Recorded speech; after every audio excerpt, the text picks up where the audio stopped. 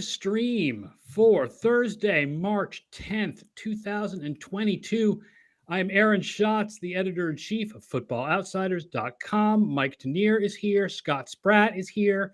And this is the last of our big free agency preview shows. We've done 8 divisions. This is our 8th division. But before we get to previewing the AFC West, we have to do the same thing we did yesterday, which is talk about a trade in the wrong division. Because we did the AFC South show yesterday, and then 5 or 10 minutes after we got done, Carson Wentz was traded to the Washington Commanders by the Indianapolis Colts. And I would be remiss if I did not share with all of you, whether you are watching on Twitch or Facebook or Twitter or YouTube, no matter where you are watching or listening to this exciting podcast/live stream, I would be remiss if I did not bring you the Carson Wentz-related musings of one Mike Tanier. Well, you all remember the Sam Darnold trade last year? Unfortunately, yes. Yeah. This is the Sam Darnold trade on horse tranquilizers. This is take every element of that trade and make it worse. Make it something that actively hurts both teams. The Commanders overpaid for a player who is going to hurt them.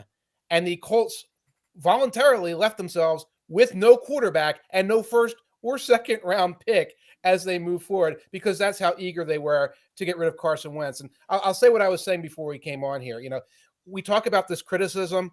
Carson Wentz does not handle criticism well. Right. That's not Mike Tanier telling you that. That's not the internet telling you that. That's Chris Ballard. Chris Ballard last week on the podium, his boss, Carson Wentz's boss, told you this young man does not handle criticism. He's hearing everything we hear right now. He's hearing Washington Commanders fans are livid about this trade. He's hearing Eagles fans guffaw. He's hearing Colts fans. I think there's a 5 or 10% chance Carson Wentz doesn't even make it to the start of the season without retiring, doing something that says this is not for me anymore. So that's my take on this right now. There's a slim chance that we don't even see Carson Wentz come September. I will say in Sam Darnold's defense, and I'm not sure if Love to hear this. Sam Darnold's problem was that he sucks. Mm-hmm. Not that he is a bad locker room presence who can't take criticism. Right. So I guess I'm criticizing Sam Darnold's abilities as an NFL quarterback, but I'm complimenting his psychology. So could you potentially combine Sam Darnold and Carson Wentz and get one effective quarterback out of him? Or one very, very ineffective quarterback who probably should never see the field in the NFL. Yeah. The good and evil Captain Kirk. That's what you get. I mean, what I've pointed out is Carson Wentz's numbers last year are fairly average for the NFL. They were 20th in passing DVOA as a team. And the problem with Wentz is the on-field performance is better than people think it is. He does not constantly give the ball to the other team. Like there were a couple of very, very high-profile interceptions last year, but he actually was pretty good at protecting the football. The problem with Carson Wentz is off the field. Yeah. I mean, that's the stuff that we don't normally deal with. Right. As I've said, if I understood what was going on in these guys' brains, I would have called my site Football Psychologists instead of Football Outsiders. But everybody is very obviously plain about this, that the problem with Carson Wentz is off-field stuff. And I'm shocked that the Colts got something in return. Right. And I'm shocked any team listened to those press conferences last week and said, "Ooh, let's pick up the phone and get this guy," because it was all the stuff I used to sort of joke and hint about on here about his, his leadership, about his. The Colts basically came out and said it's now on the public record. So I'm like, I don't feel muzzled in any way to say it. And for the Commanders to say, "Oh yeah, we're the organization with our track record and the way we're run, we're going to turn this thing around," it's shocking. I don't know why you're so surprised about the desperation that teams are having that don't have a quarterback right now. I mean, just look at Darnold's team. Look at the entire NFC South, right? You've got 3 teams that don't have a quarterback in the division. And with the way the dominoes are falling, are they just going to fight over Jimmy Garoppolo? Like, you're running out of options. I think by the end of this, someone like Mitchell Trubisky is going to be starting for the Panthers. I just don't really see another way out of it. Trubisky would have been a better option than Wentz. Trubisky is a better option than Wentz. Kenny Pickett is a better option than Wentz at this point. I don't think Kenny Pickett has a high shelf, but you're not actively bringing somebody in who basically caused turmoil in the last 2 front offices because they're the ones who took a risk on him. The Eagles front office and coaching staff exploded, and the Colts front office and coaching staff nearly exploded because of this young man. So you throw those factors in, you say, yes, give us Trubisky because it's not an outlay of draft picks. It's less money. And we're not getting somebody who we actively are hearing from everybody. Please don't bring this guy onto our team. I mean, I would have held out until the Garoppolo trade happened and maybe for Trubisky before I thought about doing this. But certainly, like, I'm surprised the Garoppolo domino doesn't fall first because that's the guy everybody wants. Easier said than done when you're a head coach in your third year with a team. True for Washington, also true for Carolina. Those guys are getting fired this year unless they win games. So it's hard to play chicken when that's your circumstances, even if that's not good for the long-term health of the team. Yeah, I definitely understand that. It's surprising which coaches are willing to go through rebuilds and which ones aren't. And I mean, I guess when you're 70 and you have job security like Pete Carroll, you can go through a rebuild. If you're Mike Rule or even Ron Rivera, you're not really doing that. Yeah, I can see Rivera, like his reputation in this league is so golden. It's like, if I lose this one, another train will come or I'll become a coordinator or something like that. Rule, like you said, has got to do something or else we'll never see him in the NFL again. All right, let's talk about a much better run NFL team. Although, they're better run, although let's be honest, part of being better run is getting the best quarterback in the league, 10th in the draft. So let's start by the AFC West by talking about the Kansas City Chiefs and what they're going to do with free agency and the draft. They do have a good number of free agents on their team, although they franchise tagged Orlando Brown, the left tackle. I made their top 5 free agents lists all defensive players, but I will point out that on offense, that Demarcus Robinson and Byron Pringle are both free agents, which is, basically their second and fourth receivers. And also all of their backup offensive linemen are free agents pretty much. Like they have like a bunch, like their starters are all fine, but their backups are all free agents. So there's a lot of figuring out who to sign that Kansas City needs to do. They're actually $9 million over the cap, according to overthecap.com, although they can get very under that with restructures. I think they're going to probably think about cutting Frank Clark, who has never quite been what they wanted him to be. Although three straight Pro Bowls, though. been better than D Ford. They replaced D Ford with Frank Clark, and Kansas City got the better player out of that exchange, right? D Ford has really done nothing in San Francisco. Ford had one good year there. He did have one good year, but then he's always an injury case. And yeah, Clark is gone. And that's going to be a big chunk of them getting under the cap. I think the question when we look at this is there's getting under the cap. Is there getting under the cap enough to sign the top guys on this list? Honey Badger and Shavarius Ward. And the name that keeps coming up is Ward. Ward is one of those young cornerbacks like J.C. Jackson, et cetera, who there's probably going to be a stratospheric market for. And Ward is the guy who's probably going to get priced out of the Chiefs' price range in free agency. Yeah, I think Matthew might get priced out too. I'm seeing that Aaron Wilson of Pro Football Network, he doesn't think the Chiefs are going to be able to retain Matthew either. I feel like, he and Ward may be the 2 of the 3 or 4 best players at their position available in free agency. It's pretty tough. And I've always struggled with safeties coming kind of with a statistical leaning, figuring out what makes them good and like which ones are good. I think it's pretty obvious that Matthew is extremely good. He allowed 3.9 yards per target last year, was the 4th lowest among safeties with 8 or more starts, 9.5% missed tackle rate. He's amazing because he contributes in all aspects of defense, which is something you don't usually get from a safety. I think he could get a lot of money from a team like, I don't know, maybe the Ravens or something. He's tremendously versatile. He can do a lot of different things for you. He's known as a very good locker room presence. Like everything is very positive on him. So he's going to be really tough to keep. It's interesting. I'm not sure. I'm not as sanguine about the Matthew market. I think some teams see him as an older guy. Some teams see him as a great system fit. Positive locker room reputation. I don't think that permeates the entire league. I think some are worried about him. And you mentioned the Ravens. Ravens don't have any money. Teams are the guy who's going to probably get more interest is going to be Ward because of his youth, because of his position. I'm not going to say there's a huge chance that the Chiefs get Matthew back. They could get him back. He could look at the market, hear a bunch of 1-year prove-it type deals, come back and say, well, 1-year prove-it type deal, I'll go back to the Chiefs and pursue another ring. If the Chiefs don't bring these guys back, they are absolutely going to need to sign guys I don't think they want to go into the season with like rookie strong safety and a rookie nickelback. But at corner, they have L'Jarius Sneed and Rashad Fenton, but Ward and Hughes are free agents. And at safety, both Matthew and, I mean, I realize we all make fun of him during the season because he gives up big plays, Daniel Sorensen.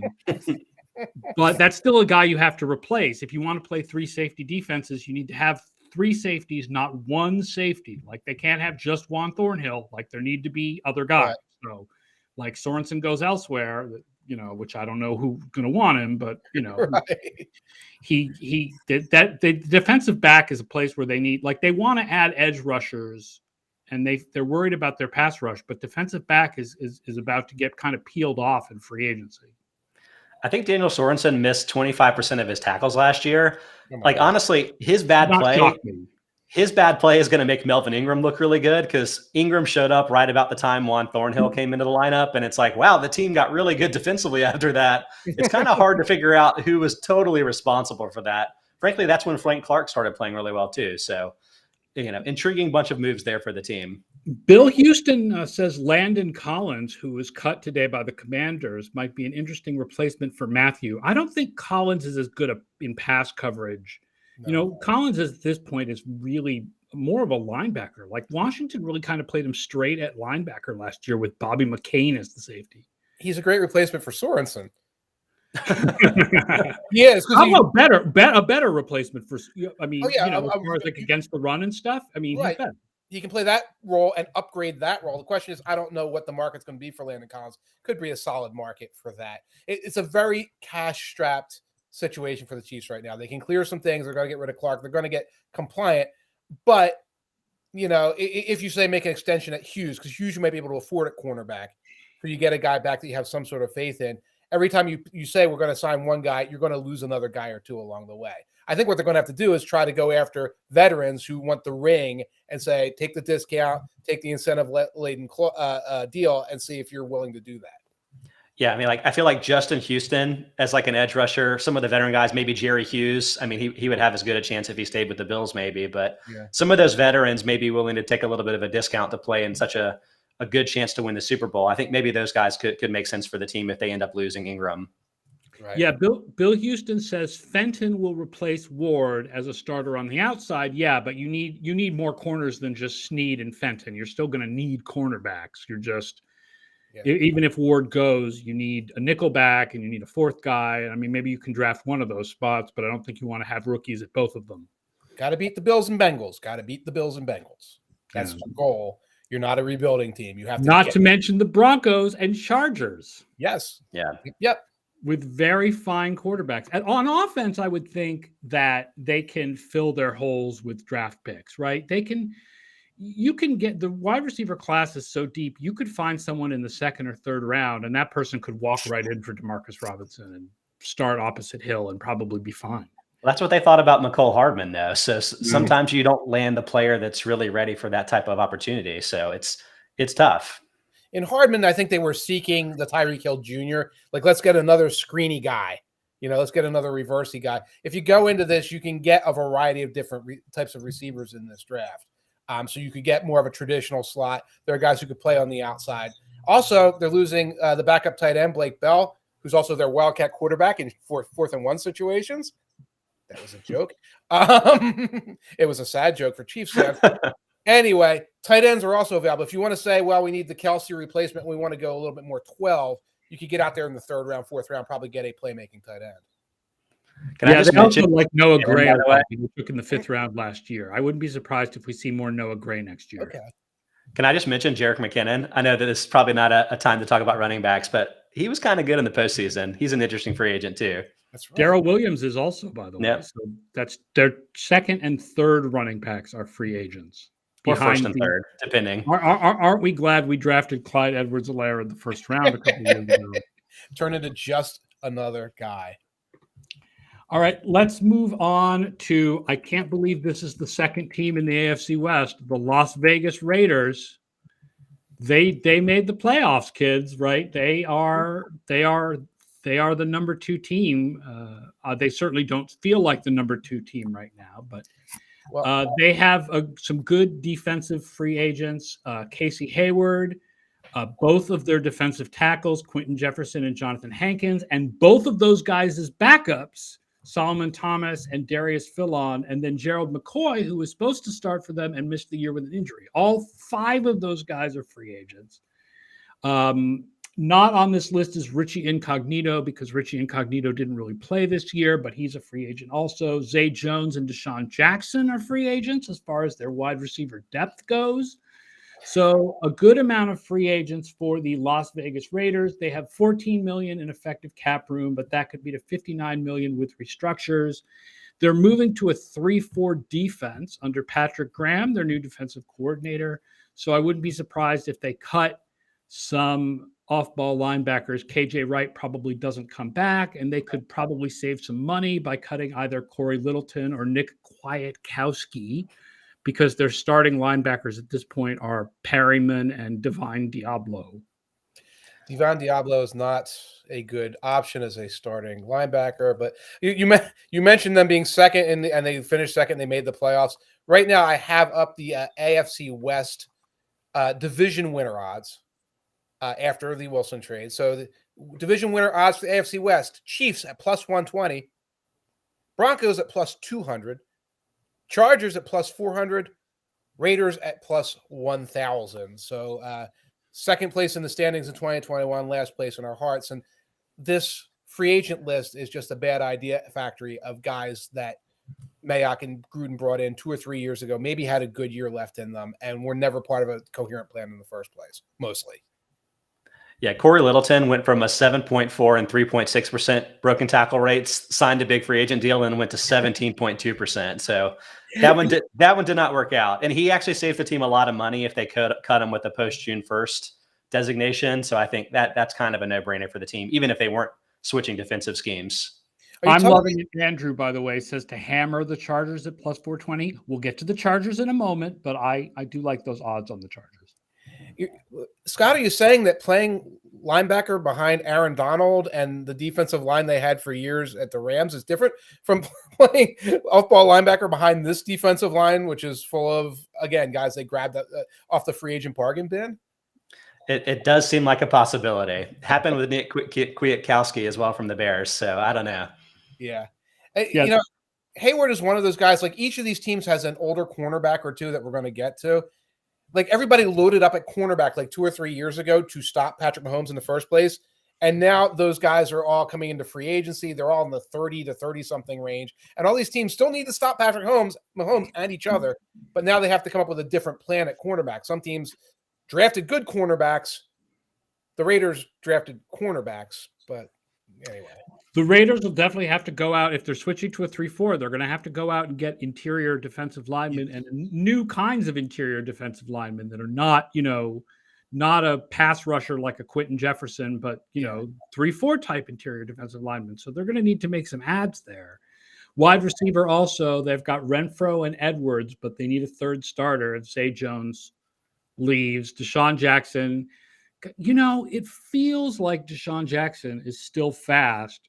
God, doesn't it just feel like he should do more than he does? I don't know. I feel like Zay Jones secretly got kind of good last year. So not as fast as How Deshaun did that Jackson. happen? Not as fast as Deshaun Jackson, but 4.46 40. The guy's pretty quick. He went from an 11.1 yard average depth of target the 3 previous years to 14.0 last year, was 8th highest among regular wide receivers, and was above average in DVOA. I mean, this is a team that's going to probably draft a speedster because I feel like they're just going to want to try to find a real Henry Ruggs replacement. But Zay Jones did a pretty good job in that role last year.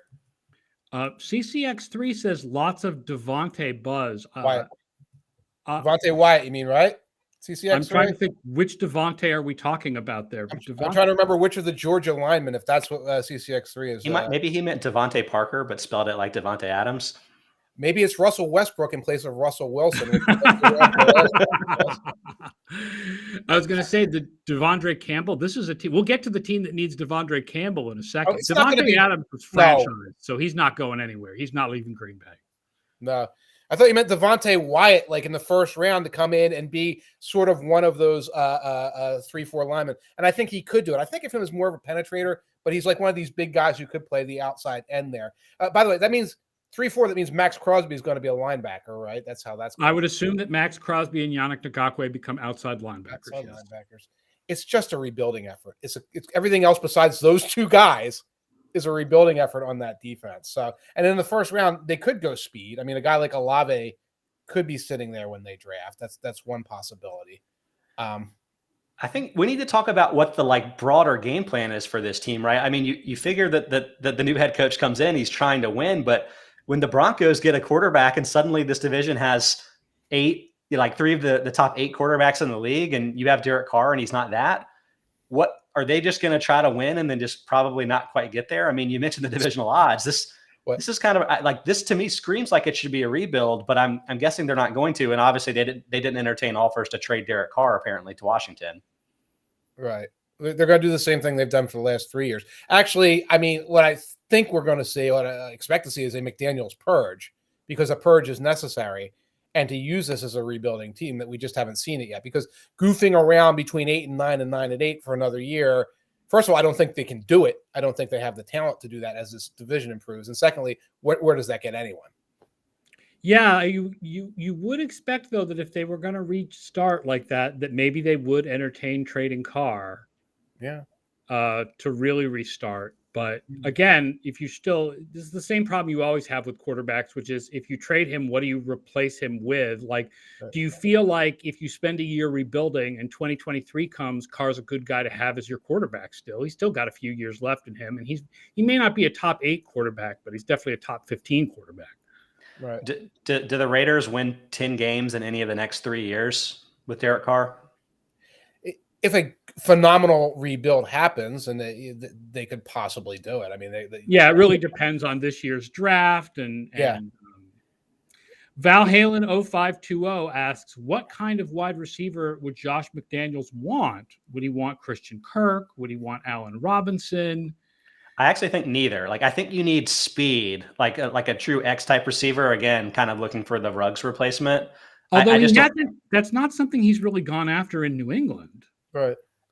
Well, I mean, I guess I'm thinking more about the pieces that are already there, and thinking about Derek Carr and his newfound willingness and ability to stretch the field and get those DPI calls, right? You have Hunter Renfro's really good, but he's a short area quickness guy. They don't really have anybody to take the top off of defenses right now. Yeah, we're stuck with the fact that he was part of the Patriots thing, picking Patriots receivers. They tend to do poorly. Slot receivers, the guys Brady like. I'm not sure what McDaniels really likes at wide receiver at this point. I'd like to take a chance on Allen Robinson if he might be affordable in this market. I don't know about Kirk because I think he duplicates Renfro. But and McDaniels spoke, and you got less than nothing out of him at the combine. All of these new GM conversations are pretty useless. He was or new coach, he's showrunner. He was blander than the blandest bland. He was listening to paint dry, and he offered nothing in terms of what the plan is there. So, Mike, Benjamin Robinson of Grinding the Mocks has 51% of mocks have a wide receiver in the first round, and tabbed Chris Olave and Jamison Williams as possible fits. I mean, Williams as the speed guy makes a lot of sense to me, but what are your thoughts there as maybe moving in the draft? Both of them make sense. Williams, it'd be a redshirt year. That'd be part of a rebuild. He's coming off of an ACL tear in December late. Olave, I think I just mentioned him as a likely candidate there. I think he'd probably be sitting there. He ran extremely well. He is the vertical guy. I think that makes sense there. How much of it on March 10th is mock science, where you try to take a sexy guy and put him in that position rather than what the team is really looking for? I think it's possible. I think, as what Aaron's been pointing out too, changing that defensive lineup is also a possibility in that first round. And that's where we go back to, we don't know what McDaniels really thinks of his roster right now and where they're going to go. And I'll remind people that if you go back on the podcast feed of the Football Outsiders Podcast Network, the Tuesday initial draft show, Mike and Derek Klassen debated Garrett Wilson and Chris Olave. So if you want to know more about Olave, there is a lot of Olave talk on Tuesday's show. A lot of Olave. Before we move on, can we talk about Marcus Mariota, just as a broader quarterback prospect? Legit, we're talking about Trubisky potentially getting. I would rather have Mariota than Trubisky. Right. So he had an 11.1% passing DVOA one year, never worse than 13.2%. it seems like he's a pretty capable guy. I feel like injuries were maybe more the deterrent than skill, but Mike is clearly about to make fun of me, so I want to hear it. The best the best ability is availability. Mariota has gone out there. He literally went out there on a Thursday night, had two big touchdown drives, and got injured by the end of the night. So I think a healthy Mariota is a better quarterback than Trubisky. I agree. We haven't seen a healthy Mariota. He hasn't been able to be healthy in training camp. He hasn't been a reliable backup. So I think a team might take a chance on him, but he might be the right guy to be a bridge quarterback for a rookie who you don't want to play, but if you don't mind playing if Mariota gets hurt, like whoever takes Malik Willis takes Mariota. Yeah. So in other words, Panthers, Kenny Pickett, Marcus Mariota ticket. Let's call it in right now. By the way, you want a quick prop? I don't want to make this longer than it has to be. Yes. No, tell us. Quick prop. First quarterback selected in the draft. Malik Willis at -175. Kenny Pickett at +195. Oh, I love Pickett. You because like the Panthers connection, obviously like Matt Rule, I think recruited him. And then plus you have the owner that is a Pitt booster. So I feel like there's a lot of love there. And the Panthers are the most desperate team with like a top 7 or 8 pick. So give me Pickett for sure. I do like Willis to be the first quarterback off the board, but those odds, I'm shocked at the gap between Willis and Pickett. That's a huge gap, but I'm looking at the teams ahead of the Panthers, and I'm not seeing a team that's saying we're going to jump on Malik Willis because we love his potential there. So if it gets to the Panthers, I think that's the move. We'll know more in 2 or 3 weeks, but I'm thinking of just throwing a little at the +195 now and seeing what happens. Absolutely love it. Yeah. No, I'm with you all the way, Mike. All right, Los Angeles Chargers. Let us talk about them. They are the team with the most cap room in the division.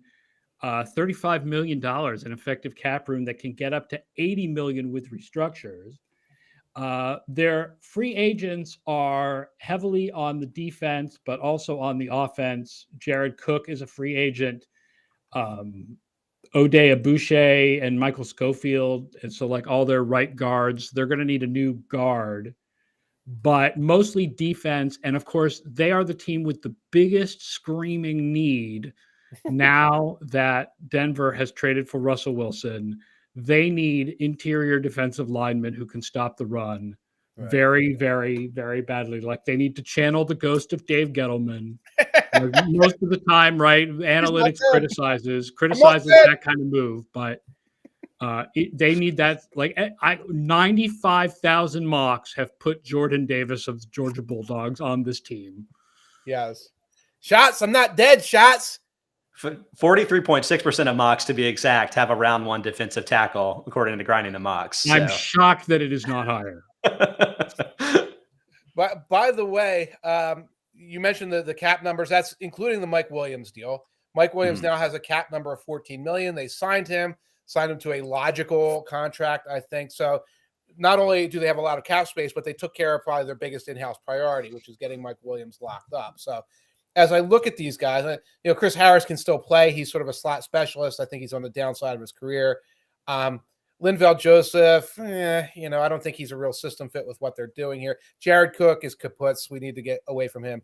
This is a team, the only team in this division that can actually splash in free agency. And they could go out and try and get another run plugger in addition to whoever they get in the draft. They could go out and try and get Ndamukong Suh and use him as like a 30-snap guy. Or they can make the move, which I talked about in walkthrough, getting Charvarius Ward from the Chiefs, hurting the Chiefs while helping themselves by getting an extra cornerback.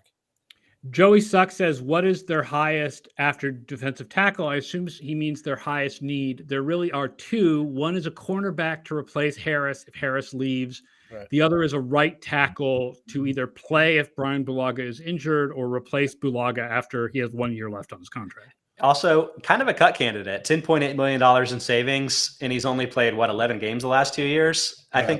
I think he's at risk. I know they have cap room if they do choose to cut him. I know they have cap room, but if they want to bring back Nwosu or anyone like that, I think that might change the thing here. Yep, and they could use depth at all of the skill position. They're not particularly deep behind the biggest names there at most of the skill positions. An edge rusher. If Nwosu does leave, they'll need an edge rusher opposite of Bosa. Yeah, because Bosa, I think, had 40 pass pressures. Nwosu had 30, and then no one else on the team had 25. Maybe not even 20. But there's definitely guys here where it's like, if you're Nwosu, go back. They have the money to pay you. It's a good team. Go back. Yeah, Aaron Wilson reported that they want to bring him back.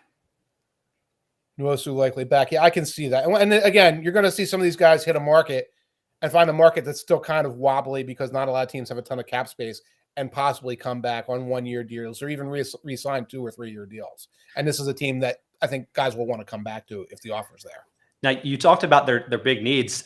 You see a lot of rumors about them going after the big ticket cornerbacks like the J.C. Jacksons and Charvarius Wards. Yes. Like, I'm wondering if you like that, or do you think this team, it has like a lot of blue chip players at premium positions? Like, would you think it makes more sense to kind of spread out the cap money, or would you go after like one of the big guys? I feel like those guys are worthy upgrades, position of need on this team. You're going to have a Samuel at one side, them on the other side. Remember, Harris, even if he returns, is a nickel, essentially, ideally. And that's such a quick upgrade. And again, I think you can solve defensive line in the draft. And there's not a marquee stud defensive tackle. There's a bunch of like 30-year-olds. Okay, so I would really like to see them make one of those moves. Put that in there, get the one blue chip, because I think they can solve most of their other problems through lower free agency or through the draft. It's like, do you really want the guys we were just talking about how the Raiders aren't going to re-sign? Right.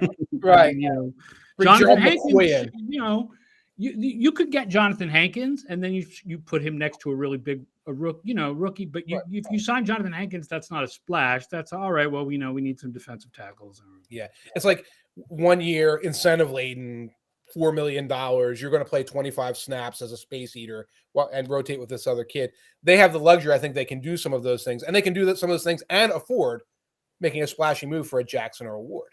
But you got to save enough money for the Melvin Gordon reunion. I think that's a clear one. The Broncos are not letting him go. The Broncos love Melvin Gordon too much. They will not. He's too good in the locker room. I was saying, I know Michael Davis. You're talking about cornerbacks. I think Doug Farrar really likes Michael Davis. I don't have his numbers in front of me, but if they got the big splash at corner, then Michael Davis becomes the slot corner. Right. So that, they could definitely use that big splash. And they've got, that would give them 3 good cornerbacks with Michael Davis and Asante Samuel. Is this so? I don't really know this as well as probably Mike does. Isn't Asante Samuel kind of small? Isn't he a slot corner? I think he is a smaller guy. I think he could be a slot corner. But he's like flexible positionally. He's a little more flexible. And Harris is flexible too. It's just as he's getting older, the idea is just 33 years old. Yeah. Samuel could definitely be a slot. You may want to, instead of having a slot corner and a nickel corner, have a tall guy corner and a short guy corner. Matchup guy. Right. The Debo matchup guy and Mecole matchup guy. And that's ideal if you've got everything you ever want in a roster. Yeah. I mean, I agree with, we were talking earlier about the Chargers plus 420. I mean, the Chargers just jump out as like undervalued team on the rise that should have been better than 9-8 last year, right? Like based on DVOA, the most undervalued team for over-unders for next year was Seattle, easily. That's completely blown up now. So after that, I think it's the Chargers. I mean, we know quarterback play is the most consistent thing in football. They have a stud quarterback. Like, we love Brandon Staley's aggressiveness. They just seem like a really positive pick for next year based on the odds. Weren't they number 2 in offensive DVOA? Better than Denver. Weren't they number 2 in offensive DVOA? I mean, they were. That might have been passing DVOA, but if they weren't number 2, they were really close to that. Yeah, I mean, I like them better than the Broncos, independent of odds. Yeah. By the way, it's plus 400, not plus 420. Some of you viewers have 420 on the brain. I'm not sure where it comes from. Maybe that's a different book. Different book. That's Snoop Dogg's book, and Snoop Dogg's book is plus 420. Everybody's plus 420 though. God, there's so much interest in gambling these days. It's incredible. The Denver Broncos. Let's talk about the Denver Broncos. The cap room, I have like 22 million listed, but I think that's before the trade. That's before the Russell Wilson trade. I think it's after. No, it's after. They had like 30. After? They had like 39 before or something. And good for them. Plus, they ditched a lot of Drew Lock money, which was pretty impressive. Drew Lock. Tangential question talking about Denver. Are we surprised that Bill Carroll signed off on the Russell Wilson trade? Bill Carroll? Pete Carroll. Is this indicative of his waning power again compared to John Schneider? At his age, why stay with a rebuilt Seattle? One of the great questions about the Russell Wilson trade is, why does Pete Carroll want in on a rebuild at the age of 70? Right. But I still think Pete Carroll has the power there, not John Schneider. I think that this was Pete Carroll's decision. I was going to say, I don't think Pete Carroll thinks of himself as being 70. Like, I think he probably fully expects to coach for 10 more years and has the energy to do it.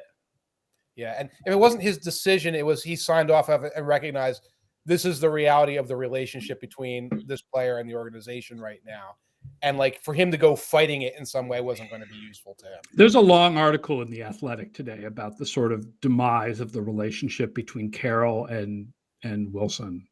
Is there anything sour. Is there anything on the field to it though? Because like I think you're going to probably think that the finger injury had the most to do with it, but I think there are reasons to wonder whether Wilson might not be as good as he was a few years ago. And the case that I would kind of make is that he barely ran last year. And if he's not escaping in the pocket and throwing downfield, like, what are his plus skills at quarterback at that point? Well, he's throwing downfield. He is throwing downfield. He's not. But two high safeties, Mike. You can't do it. You should know this. No one can stop that. Well, he's been running a 2012 offense for the last 9 years with no changes to it. If he's not as mobile as he used to be, he definitely needs to learn that. You can adapt like Steve McNair adapted as he got older. You can adapt to not being as mobile as you used to be, but you have to learn the lesson or you're going to take a lot of stuff. Have you heard the comparison that Baker Mayfield is Russell Wilson without running? Like what happens if Russell Wilson is Russell Wilson without running? Is he Baker Mayfield? Oh, I think Wilson can't throw down the field at all. Baker Mayfield cannot throw down the field at all. So I'm not sure where that. Okay. So you think this is completely 100% a relationship-based trade? If you want to say there's been some decline and also that like perhaps Wilson got set in his ways with some of his style, that he was tuning out the coaches there. Sometimes a quarterback becomes a level of power there and knows how to get around what the coaches are asking him to. If he needed to change the scenery, I agree there. I don't think that Wilson's skills have deteriorated to a level that like is a real level for concern. There also may have been just a deterioration of the rest of the roster. They may have looked at the rest of the roster and said, okay, Russell can lift us to 10-7. Right. But there isn't that much the rest of the roster. Like, let's do a rebuild year. But your guy, Teddy Bridgewater, was top 10 in DVOA last year. How much better can Russell Wilson really be?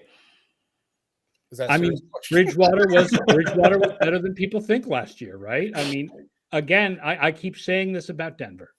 Denver played very slowly last year, and therefore in efficiency numbers, their offense is better than you think, and their defense is nowhere near as good as you think because there just were fewer plays. The offense played really slowly. That meant that the defense didn't face as many plays as other teams. They had a better starting line of scrimmage than other teams. Like when it comes to actually giving up yards and first downs, their defense was very average. It was not. Their defense was third in points allowed. And so people think Russell Wilson has gone and joined a team with a top 5 defense. He has not joined a team with a top 5 defense. This is not a top 5 defense. What he's joined is a team with a better offensive line than he's leaving in Seattle, I think. Yes. And more diverse playmakers than, the big two and nothing else, which is what he's leaving in Seattle. And I think, and I mean, pieces to believe the defense can be better this year, right? Bradley Chubb healthy for the whole year. Patrick Surtain with another year of experience. Some of those pieces are on the list you're going to put up, though, in a moment. Yeah, let's put up the free agency list because they were missing their inside linebackers last year. Those guys were injured for the whole year, but guess what? They're both free agents. Ha ha ha. So I did now right tackle Bobby Massey, I didn't list here. He's also a big free agent. I listed just defensive players because I wanted to point out that they're losing a lot of major defensive players, including the 2 inside linebackers who didn't play last year. And I think that's it's in the secondary. I think I put the number in walkthrough, whether that runs today or tomorrow. Over 2,000 snaps. There, Fuller, Callahan, Jackson. I believe someone else is on the bubble there. So that's a couple thousand snaps that they potentially have to replace. Both of those linebackers played well before getting hurt, which is why I get the impression that there's going to be offers put in front of Jewell and Johnson. Both of them played pretty well.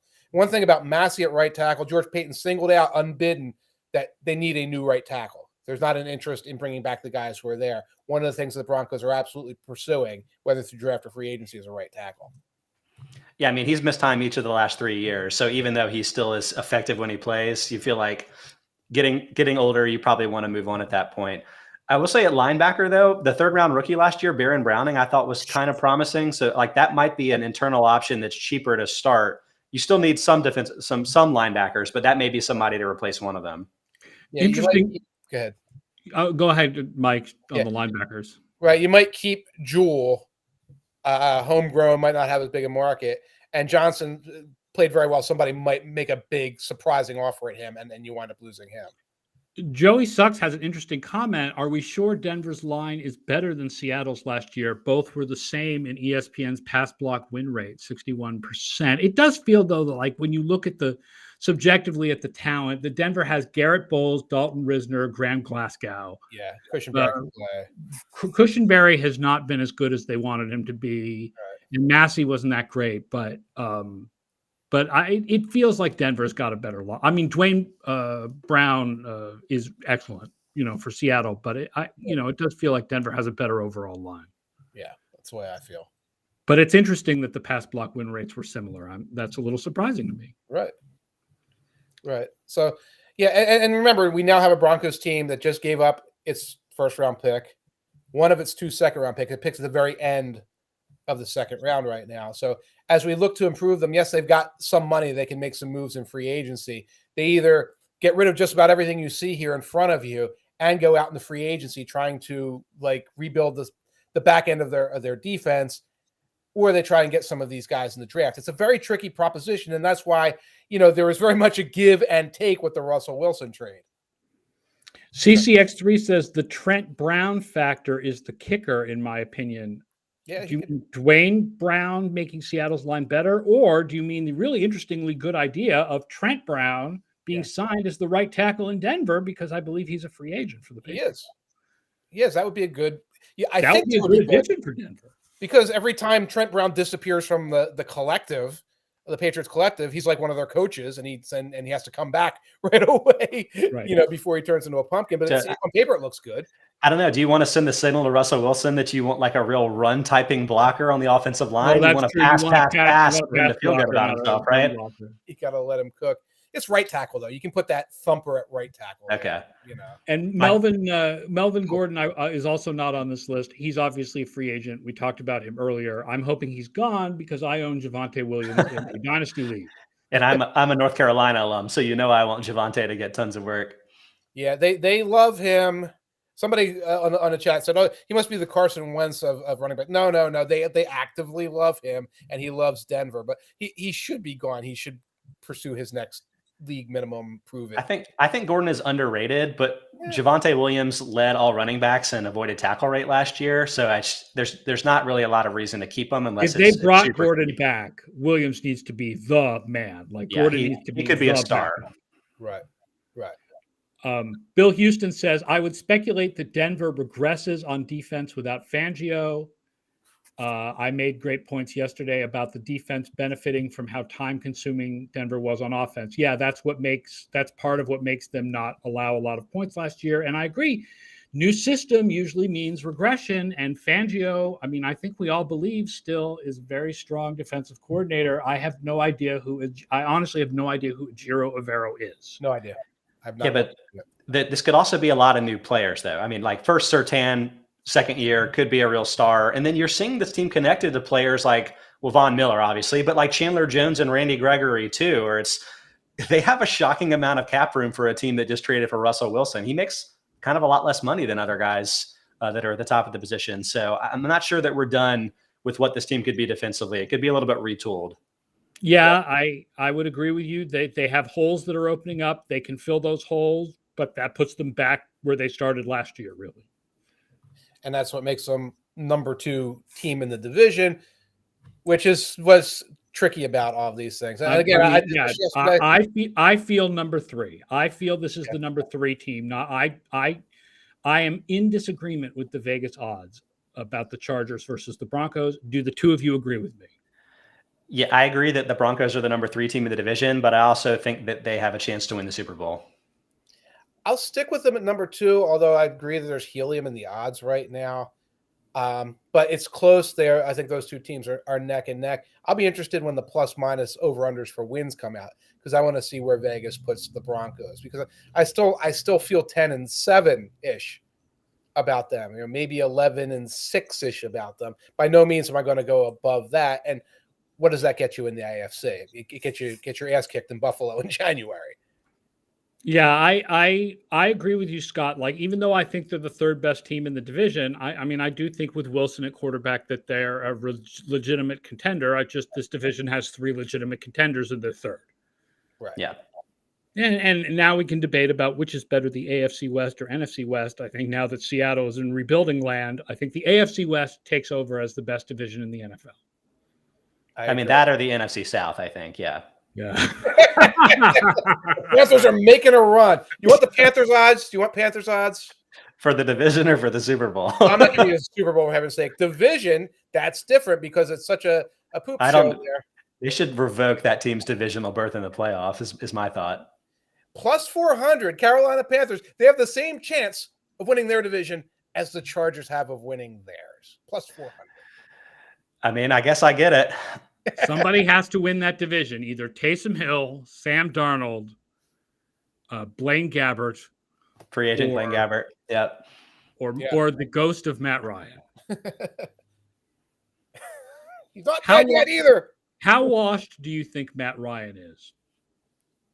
I've seen some people arguing very washed. I don't think very. I think fairly washed.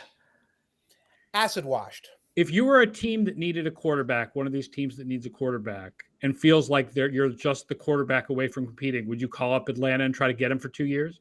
The money. I'd rather get Kirk Cousins. Does that kind of illustrate? Yes. where the money is also high. Yes. Yeah, but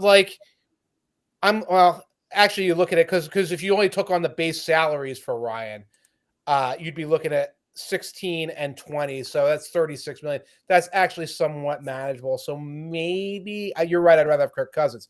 The problem is the Falcons are looking at, they would have to eat about 50 million to get rid of him because it's all in bonus money. So they're not even motivated to move him.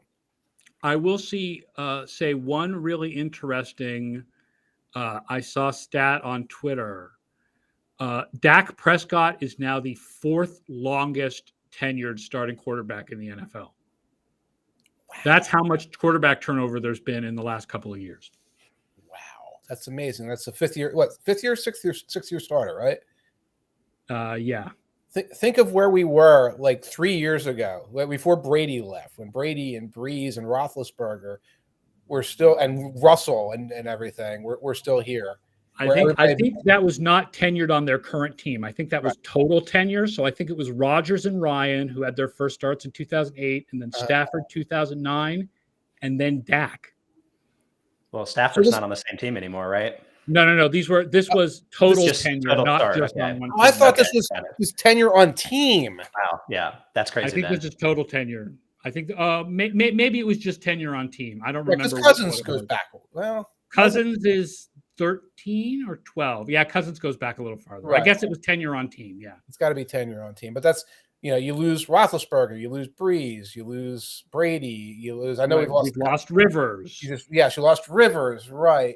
And it's all happened really in the last 4 years. That's unbelievable. Yeah.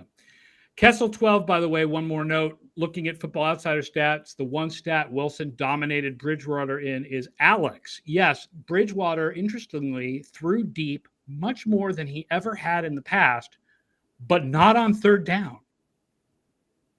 He threw deep on first, not on third. On third, he still all new tricks, right? Yeah. Yeah.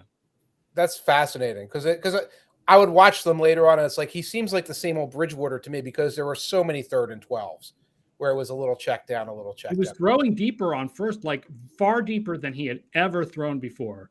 Brian Knowles says the list of the tenured quarterbacks is Rodgers, Ryan, Carr, and Prescott, longest tenure with one team, right? We forgot about Derek Carr. Shocking. We forgot about Derek Carr. That's a good summary of the AFC West review. Show. Yeah. This is the AFC West show, and we forgot about Derek. Forgot about Dre. Forgot about Carr. Thank you, All Brian. right. Thank you, everybody, for watching the AFC West free agency preview show. Thanks, Scott and Mike.